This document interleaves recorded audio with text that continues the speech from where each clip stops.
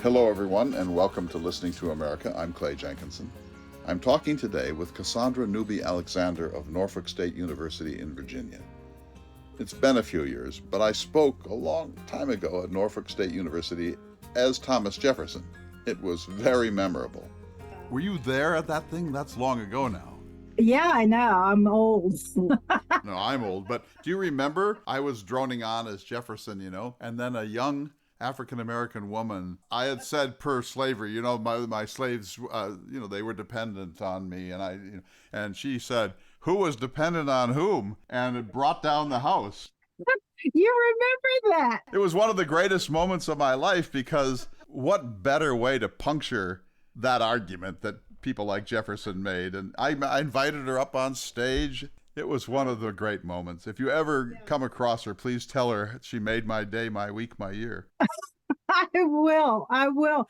She was an honors college student as well. We have some incredible students and we challenge them. I tell them all the time, when I'm exposing you to things, don't just absorb it or hear it and don't ask questions. These are issues that I'm exposing you to. So you're just getting almost like a first look, but there's so much more. And if you don't query the material, if you don't dissect it, if you just simply accept arguments as they are, you will always be stupid because you will be controlled. And never argue with a racist based on their ideas. Always dissect whatever it is that's the foundation of their argument, and you will always shut them up. Well, she certainly shut me up. One other time, about 10 years before that, I was in Denver or Aurora, Colorado, to a predominantly black student body of about 800, and I was Jefferson.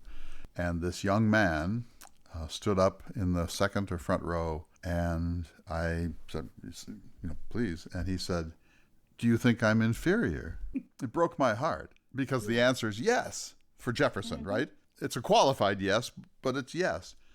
And here I am in front of this school body, and the last thing I want to do is say yes, because, not everybody will, no matter who the audience is, will get it that this is a play. And, so I broke character. I pulled my wig off right then and said, look, we can't go on. Let's talk about this. But it was great because, of course, that's the question. Mm-hmm. Yes. And, I have roots back in Virginia and North Carolina. So I have ancestry on 3 different continents. And everyone who's been here that long and is from Virginia and Eastern North Carolina is related to many of the leaders of Virginia. In my family, it's the Madisons, but it's also Franklin Pierce. I grew up in segregation. I saw the foolishness, and I know that racists just don't die and disappear. There's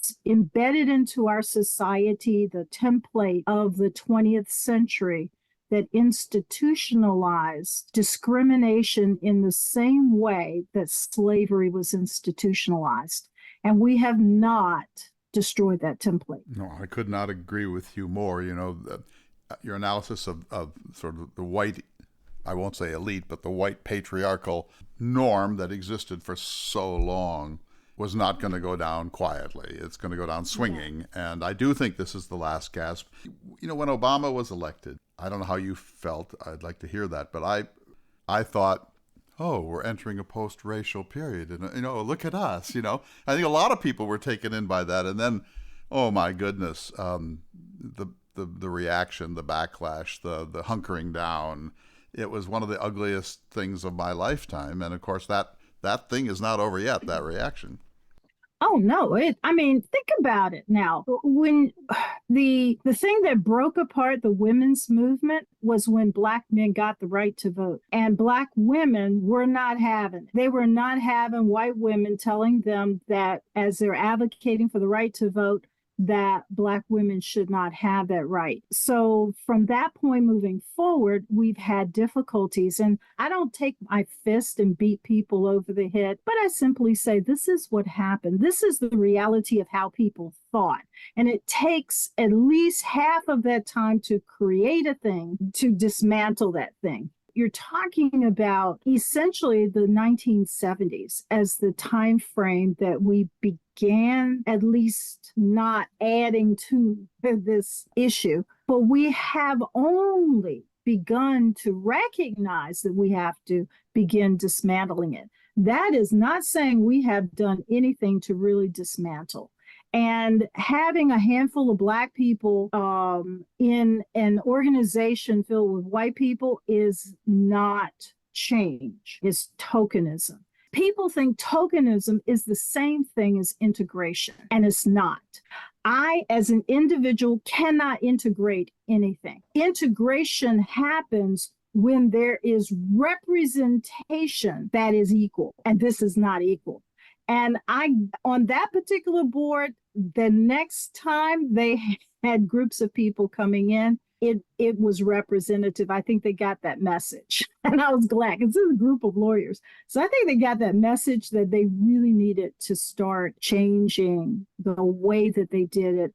The idea that tokenism is the same as representation. And that really is why talking about these kinds of stories on the Underground Railroad, which is tied into just the foundation of our nation and how it was dependent upon the structure of slavery and the exploitation of human beings generationally. It's important that we talk about that and we stop acting as if we're going to be offended or somebody's going to feel bad. And it's like, I don't really care whether you feel bad about the past. It's the past. You weren't alive unless you're the Highlander. So can we just move on and really begin to understand how important it is to be honest about our past? Excellent. I'm talking with Cassandra Newby-Alexander of Norfolk State University, the author of several books, Portsmouth, Virginia, for the Black America series, that was 2003, and Virginia Waterways and the Underground Railroad in 2017. Let's continue down this path just a little bit, then we'll get to Harriet Tubman and the Underground Railroad. So you said that when the 13th, 14th, and 15th Amendments came after the war, after the Civil War, the white suffragists they felt that they were left out. They'd done all this work. They were abolitionists. They believed in social justice. They had worked hard they believed they had worked hard with the African American community. And then Black males theoretically now had the right to vote, but women not. And this was a source of great bitterness. That's a really tough moment in American history. And you see how these movements, when they hit the race wall, sometimes come undone, and it produces some really ugly discourse.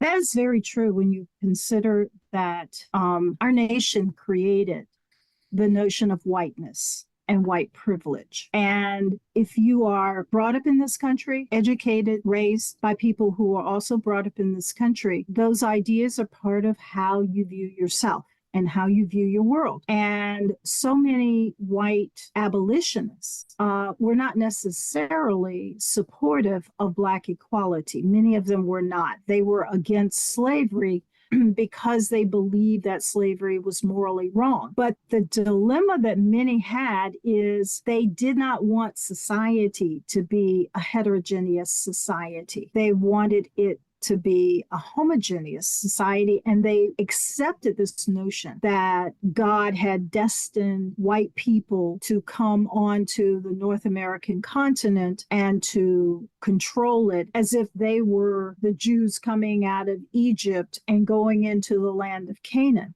And they declared, of course, this idea of manifest destiny as a justification for everything that they did to Native peoples, to people of African descent. And as a result of that, if you're brought up in that environment and you're not challenged about any of your ideas, then when you are faced with this idea that somehow people that you have been raised and trained to believe are inferior now have opportunities that you've been fighting to have for yourself. All of that hate, all of that racism, all of those things you were taught come out. And that was certainly what helped to really undermine the women's movement. you had people like Frederick Douglass, who, was part of that. He was a very strong supporter of it. And you had other women. You had Harriet Tubman and Sojourner Truth, two women who couldn't read and write, but they had incredible memories. And I personally believe that Harriet Tubman could not learn how to read and write because of the traumatic brain injury that she had, because that there is a condition that doctors talk about when you've had traumatic brain injury that will impede your ability to put certain things together and to understand words and letters and so forth. But there were many other women, Black women, who were free, who were well educated, who were vocal about their positions, and they were completely dismissed. But the problem for the white women is that these women were not going to be silent. They weren't silent during slavery, and they certainly were not going to be silent during this important period that I and a number of other historians call freedom's first generation. This period where you began to see the birth of first groups of people as a whole who were free. And in one generation, you saw a tremendous number of educated professionals. My great-great-grandfather went over to Liberia as a missionary in 1859. That's where my great-grandfather was born. He was a Presbyterian minister, but he was also an educator, and so was his wife. When his wife and children returned, he would later become a principal of a school down in South Carolina. They were educating people because these cities and states, especially in the South, refused to educate African Americans, but they educated them, and many of them became professionals. And so there was this battle that was in public, but the way it was recorded historically has ignored the real battle that was occurring. So much here, Cassandra. Wow, thank you. So we need to take a short break. We'll be back in just a moment. This is a special episode of Listening to America.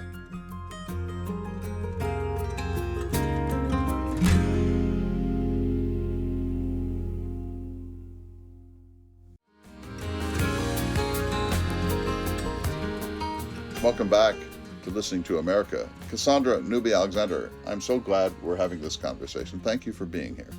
So to explain to our listeners, I'll start and then you tell me where I'm mistaken, but many white people thought that slavery was wrong, but they weren't eager to integrate American life.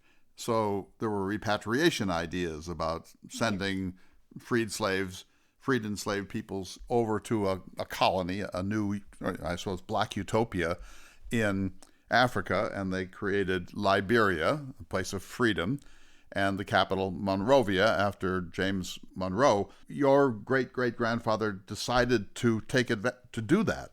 Yes, but not as a permanent citizen. Right. He was over there as a missionary and an educator.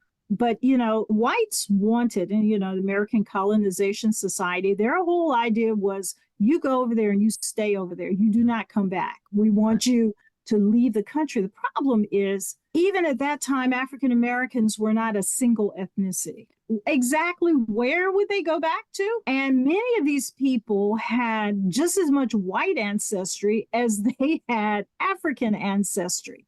Exactly how would you fit in when you don't speak the language? You don't even know perhaps what ethnicity you were part of, what region you came from, what community you came from. You don't have that information. So you are an outsider, just as whites are outsiders. It's important that we talk about that because too many of those individuals who were supportive of the American Colonization Society were resisting acknowledging that Black people were not homogenous, because there's still this tendency of talking about Blacks as if they're neither male nor female.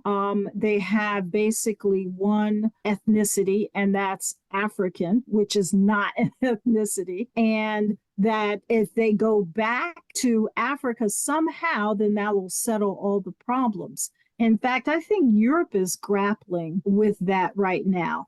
And that's why you see so much conservative, nasty, racist, reactionary thinking, because they're afraid that these individuals that they conquered and their countries they conquered, that, and then those individuals started moving to their country, that somehow they're being overridden by these individuals, and they need to send them back to wherever they came from. And that notion is what's frightening, I think, white society globally. The interesting thing is that our societies have never been neatly put into these boxes.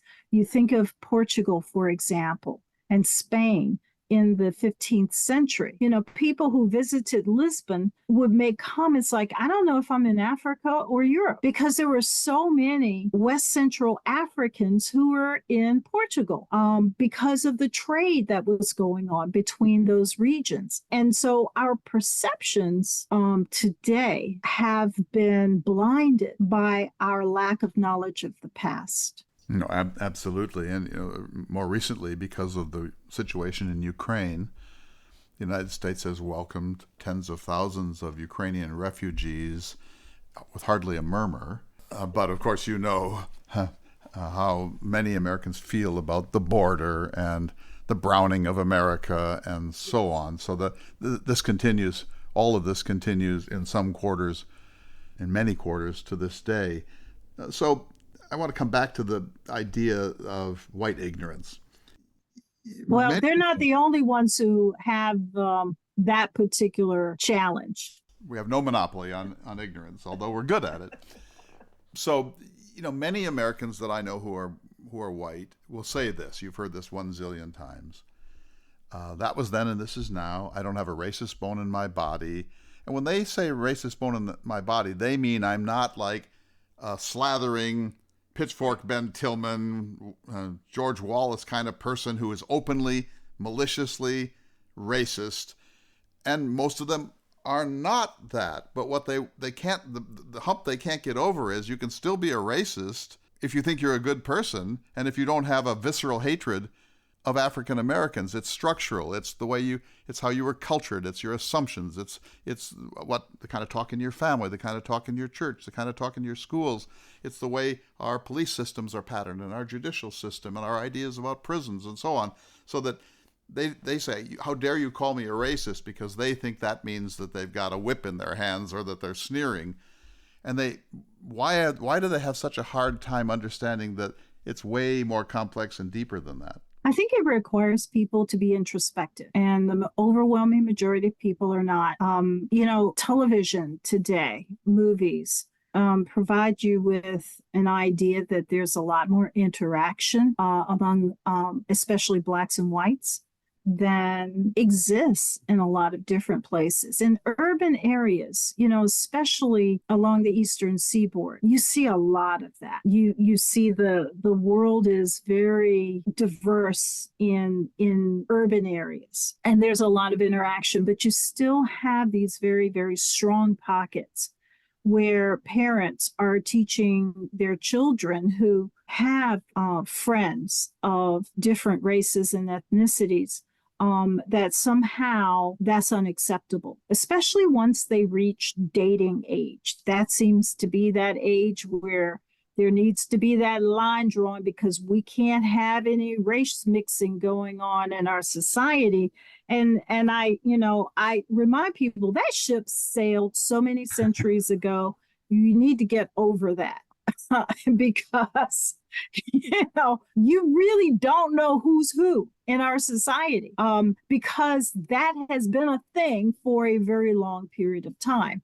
And even when I'm thinking about the story of William and Ellen Craft, who escaped in 1858, they escaped because they came up with this wonderfully creative idea that because she's She looks like a white woman, but it would not be appropriate for her to be accompanied by a white enslaved man. She's going to pretend to be a white man. And, and nobody could tell that she wasn't white.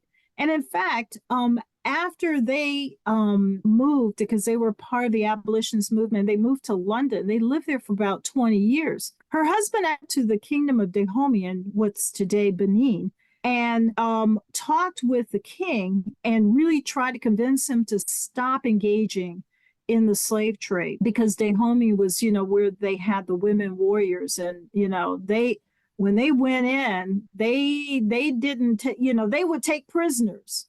But if they went in to kill, they killed. These were the fiercest warriors ever. And Ellen didn't go with him because she knew that she looked too white to be accepted by them, which is kind of the irony of all ironies. Here's this woman who's enslaved, who doesn't at all look like she's Black, and she can't even go back to Africa and be accepted as an African American or as a Black person because of this race mixing.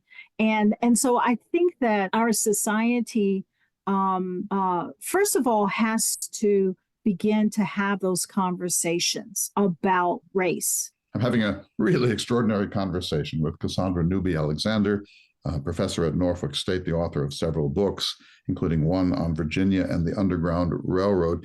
Before we took a break, you were talking about the basilica in Virginia and the tunnel system. Please pick it up there. Yes. So one of the things that the church found out with after discovering that there was a tunnel, and it was a brick-lined tunnel. It was 3 feet wide and 4 feet deep. It was located in an area that was historically owned by free Blacks in the city of Norfolk. And initially, it was just on the outskirts of the city, because the city started out as only being 2 square miles, and then it expanded to 4 square miles. And this was right on the eve of the Civil War.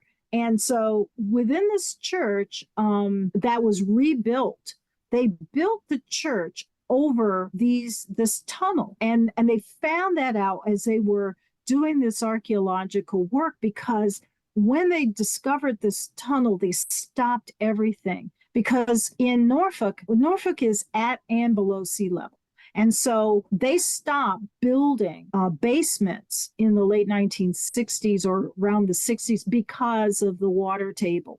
And so the idea of a tunnel is just unreal. But the church was kind of built high. It's probably about 25, 30 feet above sea level. And so they discovered this tunnel, and they didn't know what to make of it, because there was no record of any kind of waterworks or, anything existing in that area. In fact, they didn't build any tunnels of any sort for waterworks until the 1870s, 1880s. This tunnel with the brick dates back to the 1840s. And so they're trying to figure out where did this come from? And then as we begin to add these pieces of these individuals, there was this young boy that Mary Ogilvie purchased. His name was Mark Rene de Morty. And he was tied in with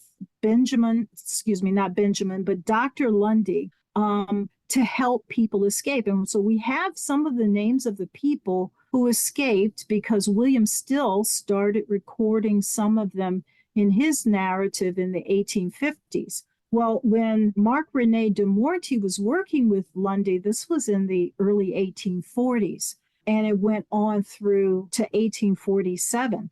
Well, eventually Mary freed him right before he turned 21 so that he could go back and forth between Norfolk and Boston. A letter of his got intercepted and by officials in Norfolk because they suspected his activities. And so he fled and made his permanent residency in Boston, and because they knew that he was involved with the Underground Railroad. And he later became a very wealthy man because he was an entrepreneur, an inventor, and so forth, and wrote his narrative that was published in the late 1890s. about his life and experiences. Well, Mary Ogilvy would eventually marry a man from Guadeloupe and adopt his last name, Levesque. And as it turns out, this was Mary Levesque, the same person who would later, because of her husband, who worked over at the Gosport Navy shipyard that became the Norfolk Naval Shipyard in Portsmouth, he got a hold of the plans of what would be the CSS Virginia, what was the USS Merrimack. And she got those plans and made her way, we believe, first to Fort Monroe, then got aboard a ship. Now, this is during the Civil War. Got aboard a ship and went all the way to Washington, D.C. and said, I'm not giving this to anybody other than William Seward. And they actually, I'm sorry, not William Seward, Gideon Wells. And they actually let her see Gideon Wells. And she gave him the plans, and that confirmed that what the Confederates were doing, and they actually sped up the construction of the USS Monitor. And so here you have this story of people who were actually involved in the Underground Railroad, a church that actually altered its architecture so that they wouldn't disrupt the tunnel, a tunnel that went from inside of the Black community in the direction of two of its major Black churches, another tunnel that was connected that went in the opposite direction into where people were living. And these individuals were hiding out and traveling through this tunnel down to the wharf where they were making their way to New Bedford, to Boston, and to Philadelphia. And so when you just discover this information, it tells you how the Underground Railroad is a gift that keeps on giving. But it also speaks to people's determination and resilience, and how that was probably the best secret that people actually kept. And that's why every community is discovering new things. In fact, there's a big effort in North Carolina, all in the eastern part of North Carolina, where the rivers are all intermingled everywhere, just like in my area of Hampton Roads, where you can't go a mile without, seeing water or crossing a creek or a river, whatever. Those rivers were the lifeblood of the area, and everyone traveled by river or by creek, and there were boats galore. And so the idea that somehow you could really secure the area was a pipe dream. And people in both North Carolina and Virginia really understood that. And the folks in Maryland, well, they just kind of started giving up on slavery, and Maryland and then later Virginia began selling enslaved people to the slave markets in Charleston and in New Orleans in large numbers, because they could get as much as $1,500 to $2,000 for these people, which really in today's dollars amounts to between $60,000 and $70,000. And so they knew that they could not really secure the area from escapes. And that's why you see such a concentration of people who escape, mostly by water. There's this illusion that most were escaping on foot. And even with Harriet Tubman, a lot of the accounts talk about her running on foot, but she used the blackjacks. She got to know all of these people who worked the waterways, and she knew the landscape. And this is what really frightened a lot of whites, because they knew that the majority of people who were operating these ships and these ferries and so forth were African Americans, and they escaped that way. There's a recent book that came out talking about the Underground Railroad in Nebraska. And most of the people who were escaping from Nebraska were coming out of Nebraska City, which was right there on the Missouri River, and going straight up into Iowa that had a huge Underground Railroad network that would take them to Chicago and beyond. those stories help us to really understand our society was very complicated. And in a small town, everyone sees everything. And so those who saw it sometimes just turned a blind eye, even though they may have been white and they knew this was, these were people escaping, but they turned a blind eye because they really didn't support slavery or they didn't want to get involved. Do we have any idea how many enslaved people made their way out of the United States to Canada through the Underground Railroad? Not a clue. There are a lot of different estimates, and every time they make an estimate, then they find out, it's just like the transatlantic slave trade. They, historians have grappled with this and have concluded, okay, we'll just stick to about 100,000. We don't have any. So it's certainly tens and tens of thousands. It's probably much less than a million. It's somewhere between 100,000 and 500,000 or something like that. And we don't know how many were killed in the process or died in the process, because a lot of people, we think of Henry Box Brown, who mailed himself to the North, and he wasn't the only one who did that. But some people did not survive that. They suffocated in those boxes. And so we don't really know how many made an effort and died, or maybe they were trying to leave and drowned. And they don't count as freedom seekers those who escaped to Union Army camps during the Civil War. They don't count people who left aboard British vessels during the American Revolution and the War of 1812. And they don't count the people who escaped prior to the 1790s. And so 100,000, I think, is probably a small number, but we'll stick with that as a guesstimate. We need to take another short break. When we come back, I want to ask more questions about how the Underground Railroad actually worked. You are listening to a special episode of Listening to America.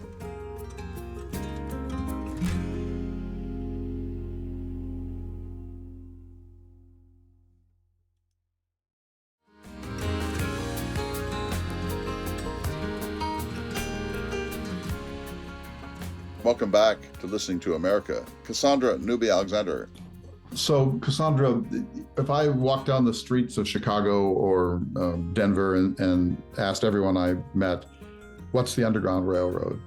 Most people, I think, would say, oh, that's how slaves got out of the country in the 19th century.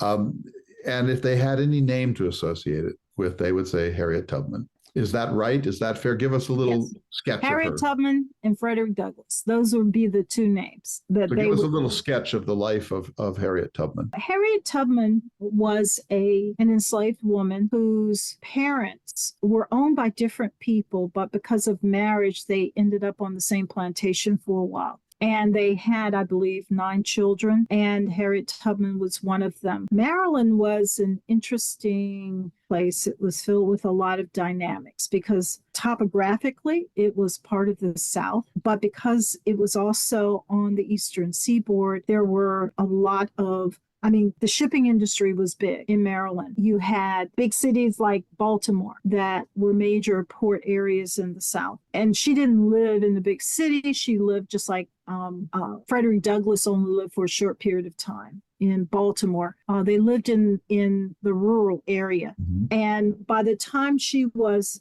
6 years old, she started getting hired out because a lot of slaveholders couldn't make money with their enslaved population. The tobacco industry was not doing that well. And if you weren't basically big business, if you weren't on a corporate plantation with hundreds of people, you probably were not going to make money by the time you got into the 1830s, 1840s, because we were moving more towards corporate slavery. And what I mean by that is you started to see along the Eastern Seaboard, people who were typically producing tobacco and so forth, they didn't need as many people. The population was expanding. Unless you owned a lot of people, 400 or more people on multiple plantations, it was difficult to compete with that type of slave hold Get her. bigger, get out, as the cash flow required much larger enslaved populations to make this work in the Upper South. Yes, and even in the Lower South, as they were expanding further and further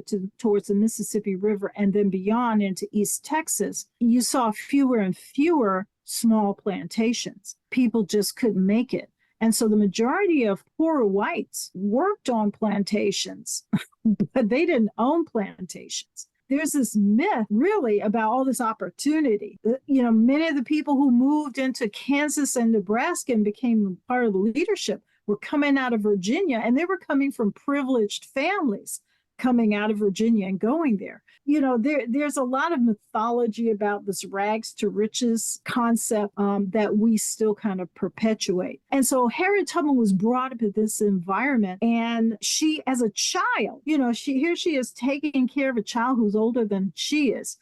She's expected to do certain tasks, and found out that if she did it wrong, she got beat. She was always whipped.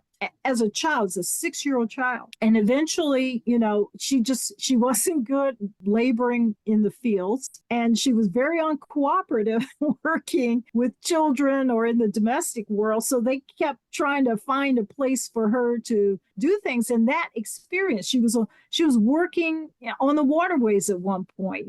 That experience actually was part of how she learned not only the landscape, but how to operate.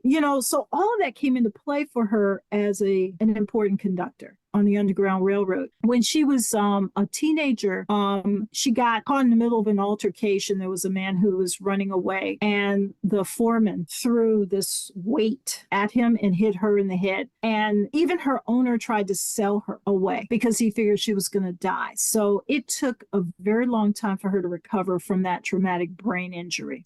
And after she did, she still had numerous epileptic seizures. Eventually, she married a free Black man who lived next to the plantation or near the plantation she was on. But she saw 2 of her sisters sold away, and she heard that she was next. And it was because the slave trade in the South was getting big, and a lot of people they were either poor farmers, managers of plantations, or it was just more lucrative to sell. And she was a young woman, but she never had any children. And so the idea was, if you're a young woman, you're probably going to produce children, and that meant that you were valuable. But after a while, by the time she hit her mid-20s and she still didn't have any children, she was seen almost as damaged goods. So they were still trying to figure her out. She tried to make an escape once. Her husband forced her back. Then she tried again with 2 of her brothers.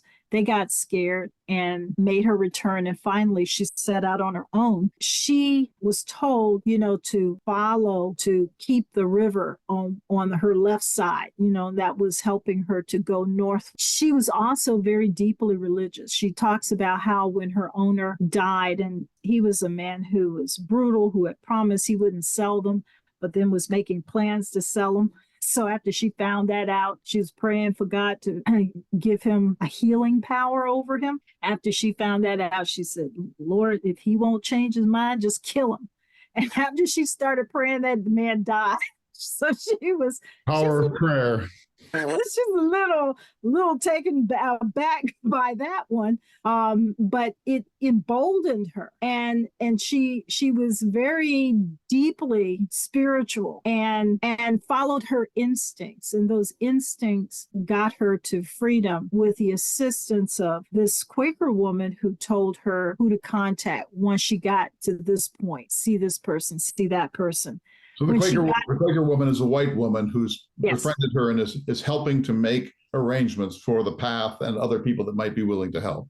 In fact, her father and one of her associates told her to contact this white Quaker woman. And so once she made it to Philadelphia, she knew how to do just about everything. So she got a job, working in a hotel and boarding house and all of that.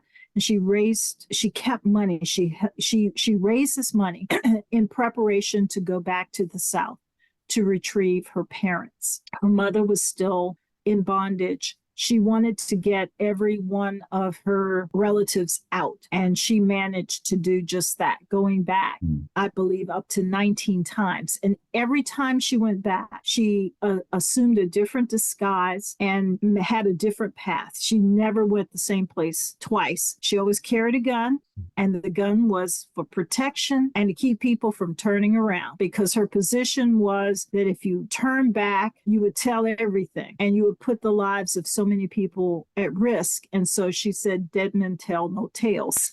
And so you go on the journey, you're going to stay on the journey, and we're going to make it together. And I loved the way they depicted that in the film Harriet. I was so excited to see that, because no one, first of all, had really depicted William Still. To see him talking, and what he would do is he spent so much time getting people to narrate about their lives, because it wasn't enough to just talk about, okay, so I escaped here. This is how I made it. Tell me about who you are. Tell me about your life. This young woman who had some terrible traumas, including a traumatic head wound that probably created cognitive issues for her, certainly PTSD, escapes, masters the logistics of how you operate an underground railroad. So imagine how difficult that would have been. Then conducts 13, 17, however many missions it is, and manages to survive them all. That's a great American story, period. It's not a great American Black story. Right. It's a great American story about love of freedom, about enterprise, gumption, perseverance, ingenuity. So why does Ron DeSantis not want that story told? In other words, it's one thing to talk about horrors, but people like Ron DeSantis and others don't want these stories told, and yet they are great, life-affirming American stories. What's this about? Well, it's just like acknowledging that the Civil War was about slavery. Once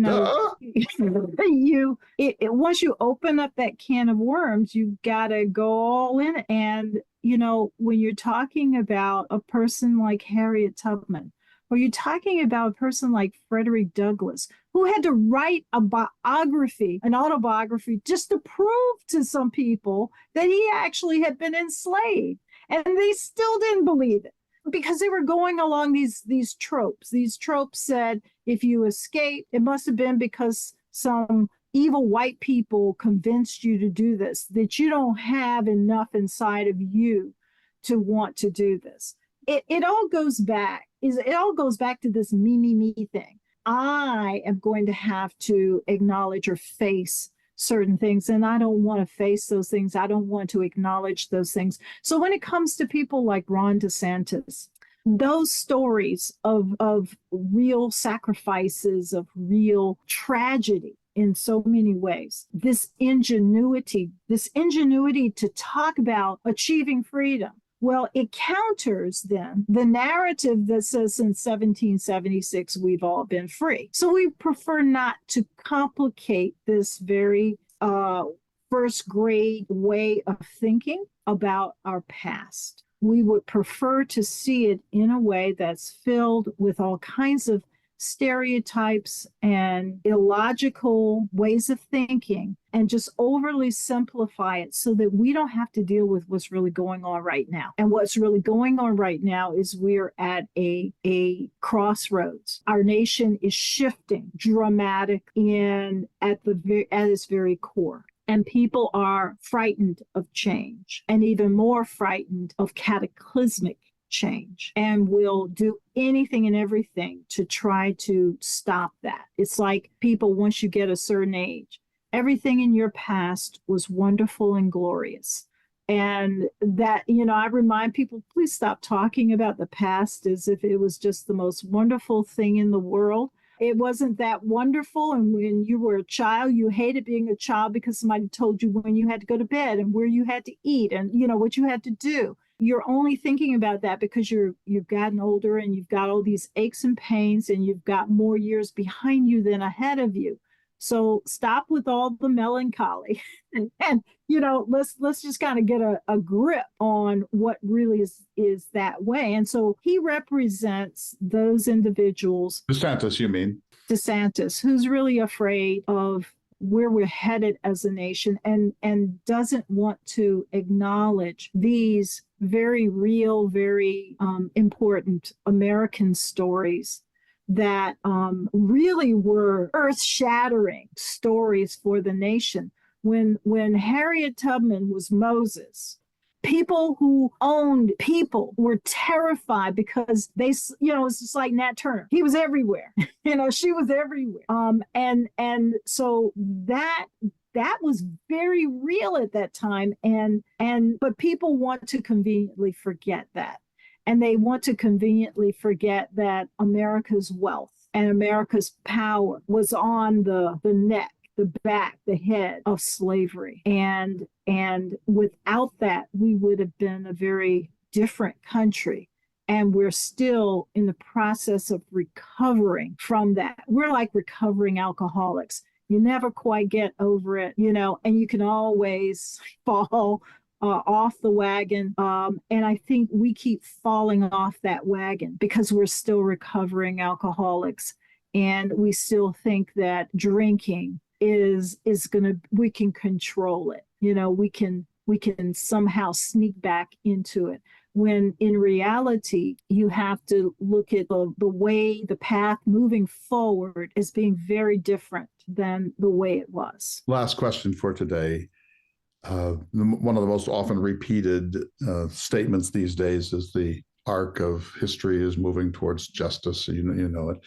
Are we still? I mean, it feels to me as a privileged white person looking at all this from the outside that we're in a deep retrograde motion. Am I right? Or is the trajectory still trudging forward? I think the trajectory is still trudging forward because people are not having it, and what ends up happening is that you do take steps backward, but that doesn't mean that people have stopped moving forward. It just means that they're struggling even more, but they're still moving forward.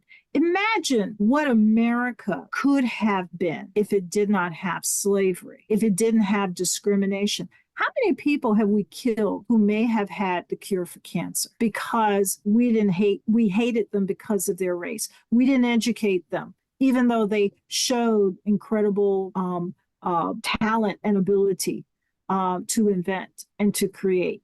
How many things in science have been created or discovered by African Americans that we have appropriated and we don't talk about who did it. We've made them white, but these were African Americans who did this. I think we keep hurting ourselves. And instead of opening that up, we have deprived ourselves, I believe, of tremendous advancements as a result. I know that the South did. The South hurt itself significantly because it restricted the intellectual power of African Americans, refusing to allow them to be educated. And I think today we're still doing that because we want to control people. We don't want them to achieve because then we can't make money off of their ignorance. We can't be empowered because of that. And we lose so much. So I think we're going to go through a period of losing a lot because we are refusing to embrace what we have and to use that to help all of us collectively. Cassandra Newby-Alexander, the 250th birthday of the United States is coming on the 4th of July, 2026. It seems to me we have to have the conversation you and I have just had, and that's only a preliminary conversation. I don't see how we can reach that milestone without letting this conversation be one of the 3 or 4 central conversations about the American experiment. Well, I would be delighted to participate in that particular conversation. I still have a lot of hope, and my hope is not only that we are educating young people who have something that is so important, and that is called a handheld computer.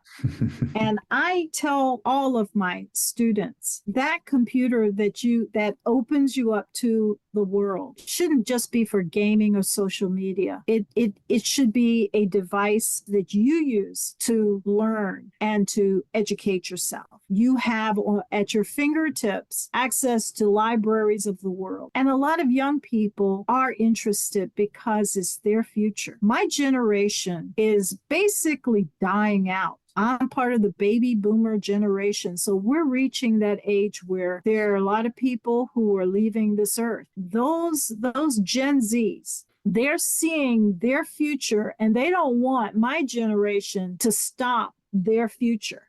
And once they get past, that youthful lack of focus, I believe they're going to be a powerful generation. And yes, you've got some who are listening to other people. They're not getting into who's right and who's wrong. They're saying this happening right now is wrong and you need to stop it. They're not in those traditional lines of thinking that my generation is in. I remind people, these are 21st century people. They're not 20th century people. 21st century people do not ask the same questions, do not think the same way as 20th century people. And it's a good thing. And so my hope is that it's like sometimes it's one step forward, two steps back. But then when we take that one step, sometimes it's a leap. It's not just a little step. And so I think that this period that we're in is temporary. It might be a hard period, but it's temporary. It's not sustainable. And so that's where my hope. Professor Newby-Alexander, I can't thank you enough for today. I so appreciate your time. I've learned an enormous amount, and I know our listeners have too. That's it for this episode. We'll see you next week for another important edition of Listening to America.